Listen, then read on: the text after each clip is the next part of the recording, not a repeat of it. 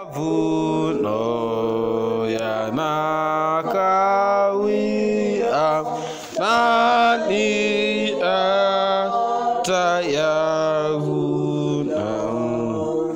Kwa kudumu anaita zawadi watatoa. Nani atakaye jibu? Nipo Bwana, nitume. Kama huwezi safari hata nchi za mbali, kama watu karibuni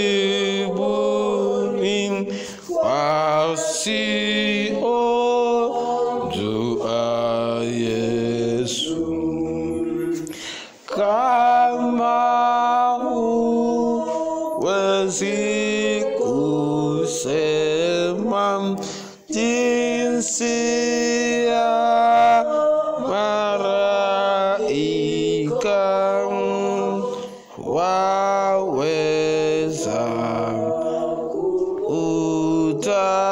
utangaza upendo wa Mwokozi.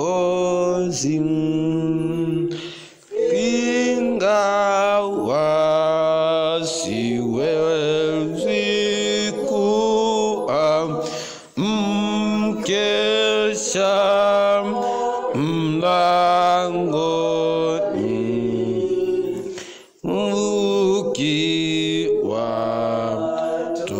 ukiwatolea watu nafasi ya uzima,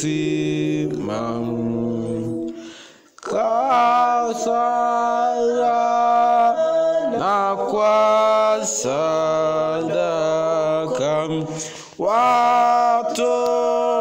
watoa msaada,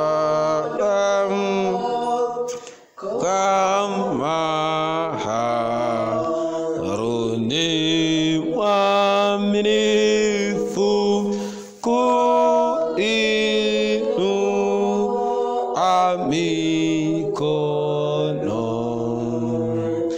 Roho za watu zikifa,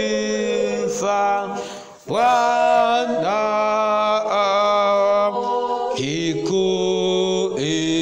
akikuita, usiseme kwa uvivu, hakuna kazi kwangu. Kwa kufuraha anza kazi ile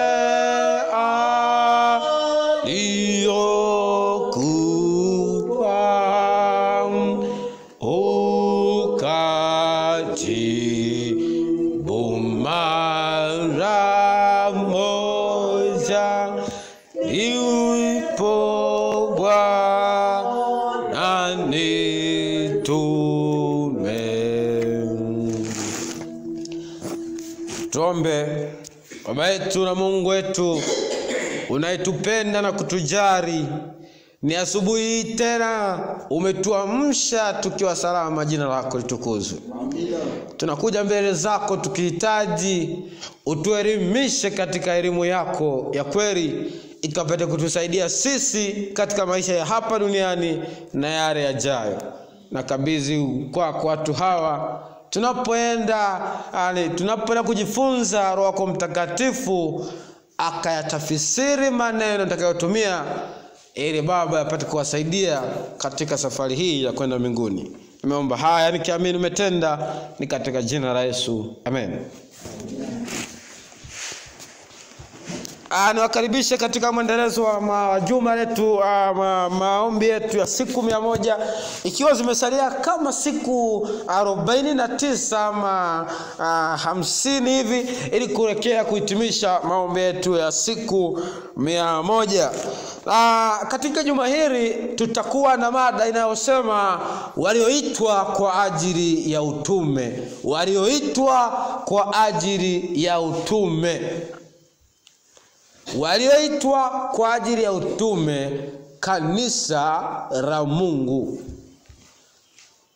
Walioitwa kwa ajili ya utume, kanisa la Mungu. Tutatembea na wimbo huu wa namba 107, unaonesha ni wito ama ni kauli ya wale wanaosema mimi hapa Bwana nitume. Na mada yetu itakuwa walioitwa kwa ajili ya utume, kanisa la Mungu aliye hai. Hiyo ndio mada kuu ya juma letu. Walioitwa kwa ajili ya utume, kanisa la Mungu aliye hai.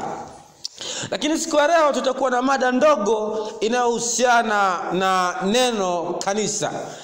Kwa walioitwa kwa ajili ya utume, kanisa la Mungu aliye hai. Leo tutakuwa na mada ndogo inayoitwa kanisa. Kwa somo letu la kwanza lina kichwa kinachosema kanisa la Mungu aliye hai. Kanisa ni nini? Kanisa ni Kiswahili ambacho kimetoholewa kutoka kwenye Kiingereza ambacho kina maana ya church. Church ni lugha ya Kiingereza ambayo imetokana na neno la Kiyunani ecclesia. Ecclesia.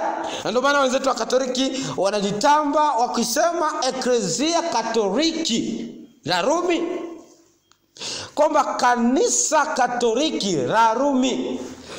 Ecclesia lina maneno mawili. Kanisa la Mungu aliye hai lina maneno mawili, ek na rezia. Ek ina maana ya kuitwa, rezia nje ama kutoka. Kwa ecclesia ni watu walioitwa nje au walioitwa kutoka.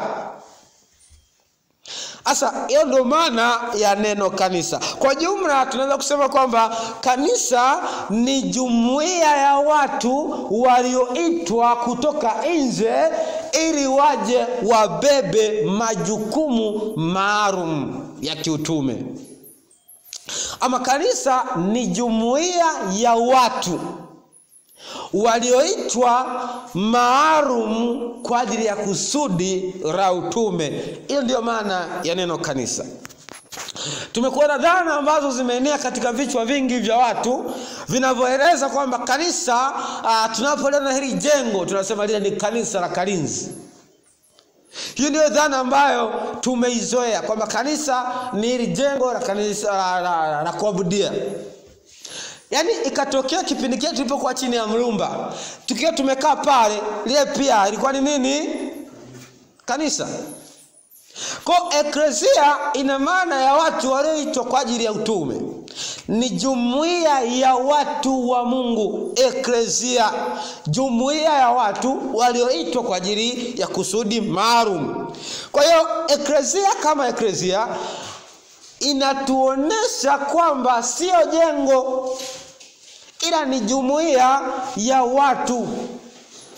Matendo sura ya 7 fungu la 38. Tupate kidogo hapo, kitabu cha Matendo sura ya 7 na fungu la 38. Anasemaje aliyefika? Matendo 7:38. Yeye ndiye aliyekuwa katika kanisa jangwani pamoja na yule malaika aliyesema naye. Yeye ndiye aliyekuwa katika kanisa jangwani pamoja na yule malaika aliyesema naye. Katika mlima wa Sinai. Katika mlima wa Sinai. Tena pamoja na baba zetu. Tena pamoja na baba zetu. Ndiye aliyepokea maneno ya uzima. Ndiye aliyepokea maneno ya uzima tupe sisi. Naweza kaisha. kwamba kanisa ni jumuiya ama ni mkusanyiko wa watu wa Mungu. Kwenye kitabu hiki cha Matendo sura 7 na fungu la 38 tunapata hadithi ama historia takatifu ya taifa la Israeli. Wakati Stefano amekamatwa ili auawe kwa ajili ya jina la Yesu, anasimama anaeleza juu ya namna ambavyo Mungu ameliongoza taifa la Israeli. Ameiongoza toka Misri. Alianzia kwa ahadi ya Ibrahimu, akaenda akamwona mpaka Isaka, akamtaja mpaka Yakobo mpaka wana wa Yakobo, na hatimaye taifa likatolewa kwenye taifa likapelekwa Kanani.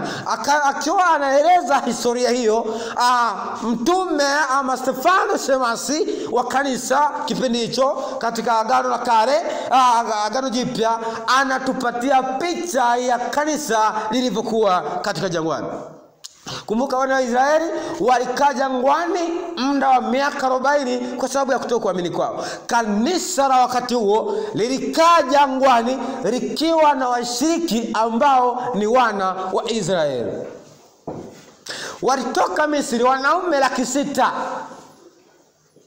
Kwa walipofika jangwani, bila kuhesabu watoto, wanaume walikuwa 600,000 pamoja na wengine waliokufa njiani, lakini kuna wengine walikuwa wanazaliwa kwenye njia hiyo hiyo. Kwa kanisa ulikuwa ni mkutano wa Bwana, sio jengo. Kanisa ulikuwa ni mkutano wa Bwana. Juma hili tutajikita kuangalia ukweli wa nini maana ya kanisa. Tutajikita katika kujifunza ni kwa jinsi gani mimi na wewe ninaweza kuwa mshiriki wa kanisa. Kwa sababu imezoeleka kwamba kuwa mshiriki wa kanisa ni lazima uwe na jina kwenye kitabu cha ushirika cha kanisa. Sina maana kwamba sio lazima kuwemo jina lako kuwemo kwenye kitabu cha ushirika, lakini kitabu cha ushirika cha kanisa kinamaanisha nini kwako kama mshiriki wa kanisa? Ndio lengo la juma hili, na tutajikita katika kuangalia mada hizo. Matendo sura 7 fungu la 38 anatupatia picha ya kanisa la Mungu. Kwa hiyo kanisa ni mkutano wa watu wa Mungu. Bwana Yesu asifiwe. Na wakati ambapo Kristo anatoka sasa katika ulimwengu huu baada ya kumaliza kazi yake ya wazi, Kristo alianzisha kanisa lingine. Kumbuka, kanisa la Mungu ni mwendelezo wa vizazi vya watu wa Mungu katika kila umri ama kila muda uliopita wa historia ya ulimwengu. Kwa hiyo kanisa la Mungu halikuanza tu wakati wa jangwani, ila kanisa la Mungu lilikuwepo tangu mwanzo. Mwanzo sura ya 4 fungu la 26 tuone nini kilichotokea. Mwanzo sura ya 4 fungu la 26. Kanisa la Mungu halijaanzia jangwani, ila limeanzia toka mwanzo. Mwanzo 4:26 anasemaje msomaji? Seti naye akazaa mwana, akamwita jina lake Enoshi. Akamwita jina lake Enoshi. Hapo ndipo watu walipoanza kuliita jina la Bwana. Bwana Yesu asifiwe. Kwa hiyo Seti akamzaa mwana, akamwita jina lake Enoshi. Hapo ndipo watu walipoanza kuliita jina la Bwana. Kwa nini watu waanze kuita jina la Bwana wakati wa Seti? Kumbuka, mwanzo kabisa baada ya uumbaji, Kaini alimuua ndugu yake Abeli. Haya yalikuwa ni makanisa mawili tofauti. Kanisa moja likikubali maelekezo ya muumbaji, lakini kanisa lingine likiweka mbadala wa maelekezo aliyotoa Yesu Kristo. Mungu wakati amemuumba Adamu katika utakatifu na uzuri, hakuweza kumuonesha ama kuhitaji Adamu ajue kitu kibaya. Alikuwa amemtengenezea mazingira kujua mema. Lakini kwa sababu uasi ulikuwa umetokea kule mbinguni, Adamu aliweza kuelekezwa juu ya ile hatari iliyokuwa mbele yake. Akaelekezwa vizuri, na wakati fulani baada ya kukiuka maagizo ya Mungu, mke wake alijitenga na Adamu, akaenda pembeni, akakutana na kiumbe cha ajabu, nyoka aliyekuwa anaongea. Roho ya nabii inasema yule nyoka alikuwa na mabawa yanayomwezesha kutambaa kwenye ule mti wa uzima. Na alipokuwa pale, Hawa ghafla alijisikia kukutana na kiumbe cha ajabu. Akakubali kusikia sauti yake ya muziki huyu kiumbe, na akalagaika. Akakubali kuchukua tunda kwenye mti uliokatazwa. Katika bustani ya Edeni, uovu ulipoingia, Mungu alikuwa tayari ameshatengeneza mpango wa kumkomboa wanadamu. Kwa hiyo kanisa lilitumika kama chombo cha kuwaelekeza wanadamu kwenye maelekezo ya Mungu. Baada ya muda si mrefu, matokeo ya dhambi yakaanza kuonekana wazi. Mazingira yalikuwa mazuri yakabadilika, na ndipo kukashuhudiwa kifo cha kwanza cha mwanadamu wa kwanza, Abel. Abel akafa kwa sababu alikuwa tayari kusikiliza mausia ya Mungu. Yalikuwa ni makanisa mawili, moja likikubali maagizo ya Mungu, lingine likikataa. Dunia ikasafiri mpaka wakati wa kumzaa Seti. Watu ndipo wakaanza kuita jina la Bwana. Kaini alipojitenga na Mungu, alienda huko mbali, akaanzisha mji wake, akauita kwa jina la mwana wake wa kwanza, Enoch. Hawa ndio watu walikuwa maarufu ulimwenguni. Hawa ndio ambao tunasimuliwa walikuwa ni wafua vyuma maarufu. Kadri muda ulivyoenda, miaka iliposonga, ikafika mpaka wakati wa Nuhu. Hilo ni kanisa la Mungu lilikuwa linasafiri, lakini linasafiri pembeni yake kukiwepo kanisa bandia. Katika juma hili usipange kukosa, tutaangalia kanisa la Mungu aliye hai na kanisa bandia. Maana hatuwezi kuwa na kanisa la Mungu aliye hai bila kuwa na kanisa bandia. Maana shetani katika muda wote amekuwa akianzisha kitu kinachotaka kufanana na kile cha Mungu. Kwa juma hili, katika mada yetu kubwa ya walioitwa kwa ajili ya utume ya kanisa la Mungu aliye hai, tutakuwa na mada nyingi zitakazotuonesha nini kanisa la Mungu lilivyo, nini maana ya kuwa mshiriki wa kanisa, na hatimaye tutaona waliosalia na utume wao.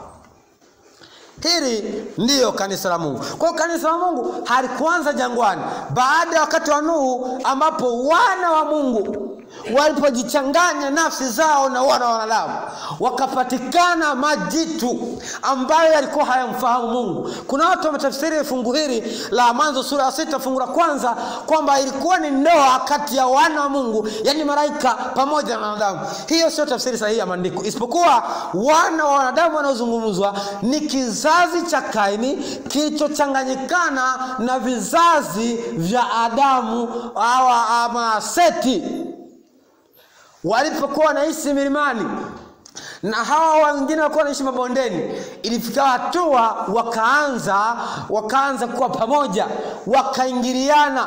Walipoingiliana, wakaanza kuoana wao kwa wao. Yani wana wa Mungu wanaingia kwa wana wa wanadamu, wanaanza kuoana wao kwa wao. Kitendo hicho kiliharibu sura ya kanisa la Mungu. Kwa hiyo kanisa la Mungu likawa limeingia kwenye hali ya uchafu. Hapo ni wakati wa kipindi cha Nuhu. Muda ukasonga, Nuhu akamzaa nani? Baadaye Nuhu akaenda akamzaa Tera. Tera akamzaa Ibrahimu. Ibrahimu akaitwa na Mungu kuwa baba wa mataifa. Nipo katika kitabu cha Mwanzo sura ya 12. Ibrahimu aliitwa, akapewa sheria za Mungu, akapewa kanuni kuu za ufalme, akapewa elimu ya kweli. Mwandishi mmoja kwa jina la E.A. Sandran, wakati anaandika juu ya Studies in Christian Education, akaeleza kwamba Ibrahimu aliitwa kubeba elimu ya kweli, ambapo watu waliohitaji kupata elimu sahihi walienda kwa Ibrahimu. Kumbuka nimeshatoka kule kabla ya gharika, baada ya gharika nimeshatoka huko, maana ni elimu ambayo ilikosekana ya kweli iliyosababisha gharika, mpaka akaitwa Ibrahimu ilikuja kuandaa taifa lililokuwa linatakiwa kukabidhiwa maandiko matakatifu. Hili ndio kanisa ambalo tunalikuta jangwani katika kitabu cha Matendo sura 7 fungu la 38. Na baada ya hapo kanisa hili lilisafiri likafika katika nchi ya ahadi. Bwana Yesu asifiwe. Hapa kwenye nchi ya ahadi ndipo ambapo Mungu anachagua viongozi wa kanisa hili. Katika juma hili usipange kukosa hata siku moja, maana tutaangalia nini kanisa la Mungu, mfumo wa uongozi wa kanisa la Mungu na utume wa kanisa la Mungu. Bwana atubariki katika jina la Yesu. Amen. Sauti ni yake Bwana, kwenda na mitayari, mavuno yanakawia, nani atayavuna?